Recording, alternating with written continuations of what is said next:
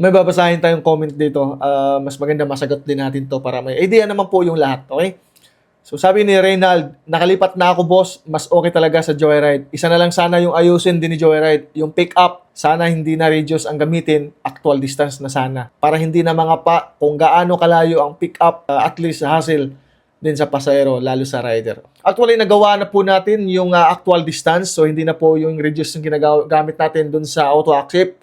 So, sinubukan po natin dati. Medyo binalik lang po natin sa radius dahil mayroon lang po tayong ginawa na mas papagandahin pa kasi natin lalo yung app. Mayroon pa tayong ikakarga doon na talagang magandang balita para sa inyo. Lalo-lalo na po sa auto accept. Ginagawa po namin lahat ng aming makakaya, mas sinisipagan pa po namin. Kaya please lang, konting unawa lang po sana ang gusto namin sa inyo. At konting pasyensya po dahil hindi naman po kasi talaga basta-basta gawin yung app. Pinag-aralan po kasi ng maayos yan dahil hindi po natin yung basta-bastang gagalawin dahil marami pong maapektuhang operation. So sana sa mga nagsasabing wala akong ginagawa, wala akong pakialam, katulad nyo lang din po ako, naghahanap buhay, isang empleyado, pero lahat po ng concern ninyo nakakarating po yan sa management at syempre yung management naman alam naman po nila yung gagawin nila at aware naman po sila sa lahat ng mga concern po ninyo na pinaparating dito sa social media.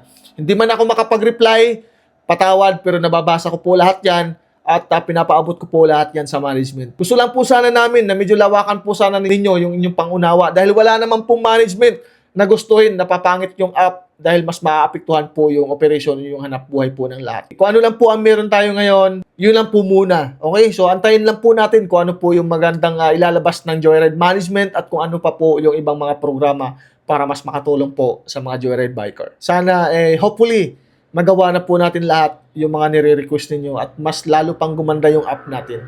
Yun lamang po at maraming salamat. Mag-ingat po kayo lagi sa biyahe mga idol.